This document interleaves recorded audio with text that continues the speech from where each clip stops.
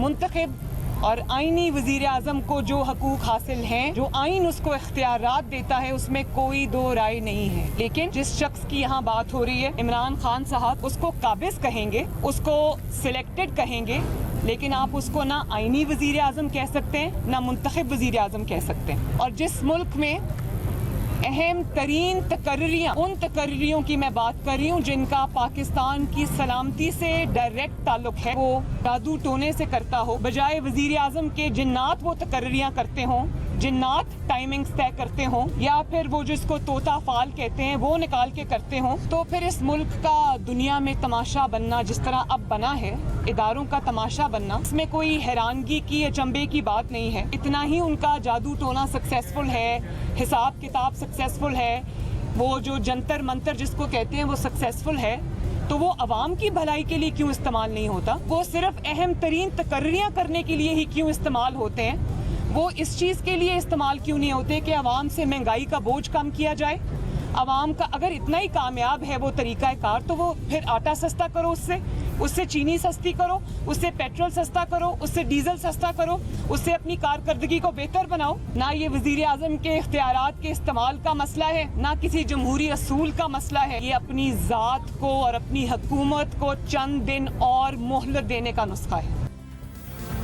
نون League نے D G I S I کی تعیناتی سے متعلق اپنا موقف واضح کر دیا ہے. آج مریم نواز نے میڈیا سے بات کرتے ہوئے کہا کہ یہ وزیر اعظم کے اختیار کا مسئلہ نہیں ہے، نہ ہی کسی جمہوری اصول کا مسئلہ ہے، بلکہ اپنی ذات اور حکومت کو چند دن مزید دینے کا نسخہ ہے. مریم نواز نے مزید کہا کہ آج عمران خان کو ووٹ کی عزت دینے کی بات یاد آ گئی ہے، انہیں سیاسی شہید نہیں بننے دیں گے.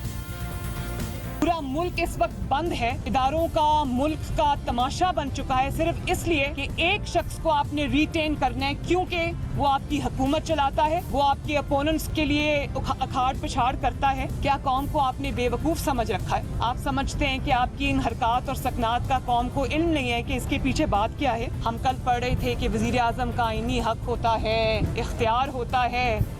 آج آپ کو ووٹ کو عزت دو یاد آ گئی ہے، تو میں آپ کو یہ بتا دوں کہ آپ کو نواز شریف بننے کی کوشش بھی نہیں کرنی چاہیے. آپ کا جمہوریت سے، جمہوری جد و جہد سے، ایک آئینی وزیر اعظم کے اختیارات سے، اس کی عزت سے آپ کا کوئی لینا دینا نہیں ہے، آپ کا کوئی واسطہ نہیں ہے. اور شیر کی کھال پہننے سے کوئی شیر نہیں بن جاتا. آج آپ بدترین نالائکی، نااہلی، کرپشن سکینڈلز کے بعد اگر آپ کو یہ اپنی فیس سیونگ نظر آ رہی ہے کہ آپ اس میں سیاسی شہید بن جائیں گے، تو یہ نہ ہوگا انشاءاللہ تعالی، نہ عوام یہ ہونے دے گی، نہ ہم یہ ہونے دیں گے. بڑے بڑے نالائکی کے، نااہلی کے، کرپشن کے سکینڈلز کا جواب دینا پڑے گا. ساتھ ہی مریم نواز کا کہنا تھا کہ اب نون لیگ یہ جد و جہد کرے گی کہ آئندہ کوئی شخص عمران خان کی طرح مہرہ بن کر سامنے نہ آئے.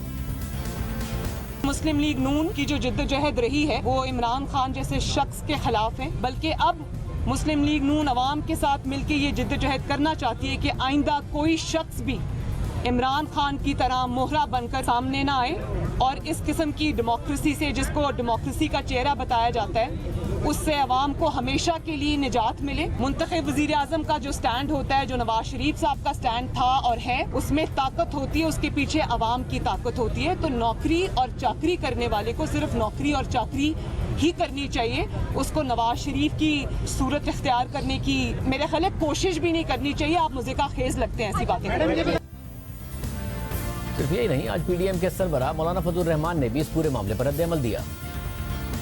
مسئلہ ڈی جی آئی ایس آئی کا نہیں، مسئلہ ایک لیفٹیننٹ جنرل کا بطور ڈی جی آئی ایس آئی کا، لیفٹیننٹ جنرل براہ راست چیف آف آرمی اسٹاف کے ماتحت ہے، اور اس کی خدمات کا تعین اس کے اپنے باس نے کرنا ہوتا ہے. ایک ایگزیکٹو آرڈر کے تحت بعض دفعہ ہم اس کو کہتے ہیں کہ یہ اختیارات حسن کی حد تک ہے. اختیار اس حد تک نہیں کہ اس پہ ڈٹ جائے کوئی اور کہے کہ میں دستخط نہیں کروں گا، میں سمری پہ دستخط نہیں کرتا، میں نوٹیفیکیشن جاری نہیں کرتا.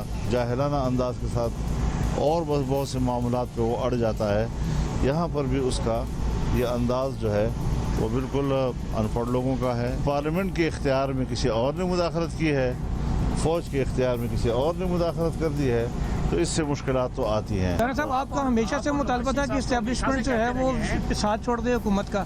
آپ کو لگتا ہے کہ آپ کا مطالبہ تسلیم ہو گیا یا تسلیم ہونے کی طرف جا رہا ہے؟ تکوینی طور پر ادھر ہی چلا گیا.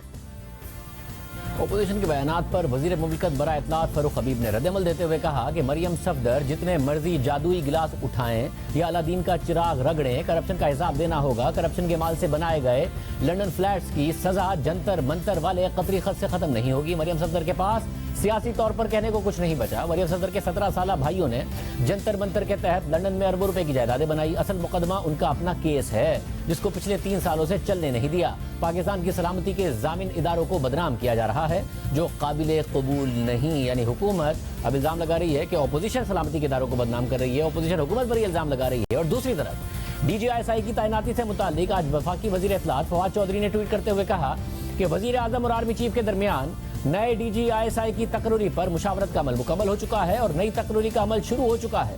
एक बार फिर सिविल और फौजी क़यादत ने यह साबित किया है कि मुल्क के इस्तेहकाम, सालमियत और तरक्की के लिए तमाम इदारे मुत्तहिद और यकसा हैं। और अभी तफसीलात सामने आ रही हैं कि DGISI की तैनाती से मुताल्लिक वज़ारत दिफा ने समरी वज़ीर आज़म के दफ्तर भिजवा दी है जो मौसूल भी हो गई है। और ज़राए के मुताबिक वज़ारत दिफा की समरी में 3 नाम तजवीज़ किए गए हैं जिसमें लेफ्टिनेंट जनरल नदीम अहमद अंजुम का नाम भी शामिल है जिनका जिक्र किया गया था ISPR की प्रेस रिलीज में कि उन्हें DGISI तैनात कर दिया गया है। और अब मुमकिन तौर पर खबर आ रही है कि कल वज़ीर आज़म इमरान खान इस समरी पर हतमी फैसला करेंगे। इस पूरी की पूरी सूरत हाल पर हुकूमत और अपोजिशन दोनों का मौक़िफ़ आपके सामने रखेंगे। हमें अपोजिशन से ज्वाइन किया है नून लीग पंजाब के सदर राना सनाउल्लाह साहब ने और हुकूमत से हमारे साथ मौजूद होंगे वज़ीर मुमलिकत बराए इत्तलात फारूक हबीब साहब।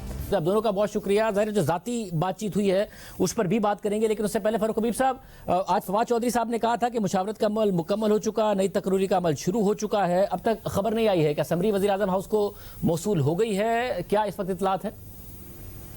देखेंगे, इन प्रोसेस है। मेरे ख्याल में तो जो है ये प्रोसेस बहुत जल्द मुकम्मल हो जाएगा और जो अपॉइंटमेंट है उसका अमल भी जो है वो पूरा हो जाएगा जो इस तरह फवाद चौधरी साहब ने बात की है। और वो सारा जो है वो इन प्रोसेस है। मेरे ख्याल में कुछ वक्त में, एक आधे दिन में आपके सामने जो है उसकी सारी सूरत हाल वाज़ेह हो जाएगी। एक आध दिन में वाज़ेह हो जाएगी क्योंकि सुबह 10:30 बजे फवाद चौधरी साहब ने ट्वीट किया था। इसका मतलब है कि लाजमी नहीं है कि कल भी ये फैसला आए। वज़ीर आज़म कुछ टाइम चाहते हैं इस हवाले से? नहीं, टाइम मेरे ख्याल में जो प्रोसेस है वो जो उन्होंने कल बात की थी उस हवाले से प्रोसेस इनिशिएट हो चुका है और उसकी जो समरी है वो आनी है। और अभी तक जो है वो मैं आपको कंफर्म नहीं कर सकता, अभी मेरे पास इतला नहीं है कि समरी मौसूल हो गई है या अभी होनी है, लेकिन वो प्रोसेस इनिशिएट हो चुका है जिससे मैं समझता हूँ किसी भी वक्त जो अपॉइंटमेंट का तकमील है वो हो जाएगी। और वैसे ही होगी जैसा 7 दिन पहले प्रेस रिलीज में आया था, नाम जो आए थे, या इससे कोई फर्क भी हो सकता है क्योंकि 3 नाम की खबरें आ रही हैं? देखिए, प्राइम मिनिस्टर का डिसीजन है, प्राइम मिनिस्टर का डिसीजन है, उनकी अथॉरिटी है। जब उनके सामने समरी आएगी उसके ऊपर वो फैसला करेंगे और वो फैसला सबके सामने आएगा।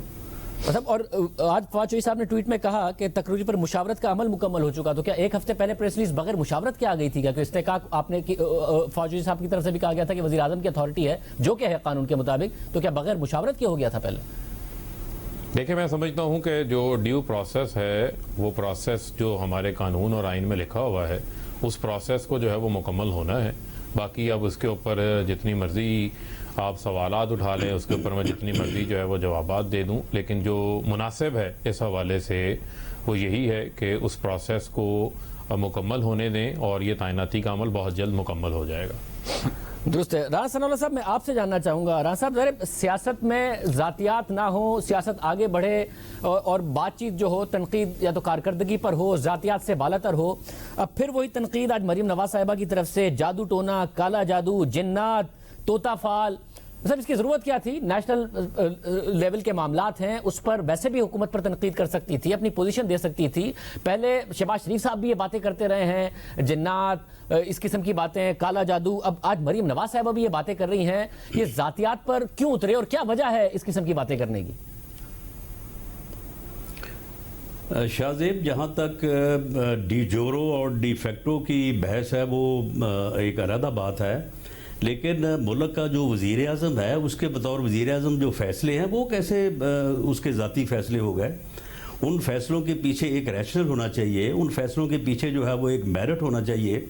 और जब वज़ीर आज़म के फ़ैसलों के पीछे कोई रैशनल ना हो, कोई मेरिट ना हो, तो फिर लोग क़यास करते हैं और उस क़यास के नतीजे में जो है वो ये ज़बान ज़द आम है कि ये जो पंजाब का बेड़ा गर्क किया गया है ان کو یہ جانتے تک نہیں تھے اور پھر وہ کس طرح سے جو ہے وہ ان کی جو ہے وہ سلیکشن کا باعث بنے. وہی حال جو ہے اب وزیر اعظم آزاد کشمیر جو ہے وہ ان کو مقرر کیا جنہیں یہ 10 دن پہلے جو ہے ان کا نام تک یہ نہیں جانتے تھے. تو یہ چیزیں جب پھر لوگ قیاس کرتے ہیں تو پھر اس قیاس کی بنیاد کے اوپر جو پھر لوگوں کی بات سمجھ میں آتی ہے تو یہ بات پھر ذاتی کیسے ہوگی. یہ فیصلے جو وزیر اعظم صاحب فرما رہے ہیں اور جس میرٹ اور جس انداز سے فرما رہے ہیں تو اس سے تو جو ہے وہ یہی چیز لوگوں کی سمجھ میں آ رہی ہے, یہی لوگوں کا قیاس ہے. اور یہ بات کوئی مریم نواز نے آج پہلے دن نہیں کی, یہ بات روز ہوتی ہے, ہر جگہ پہ ہوتی ہے.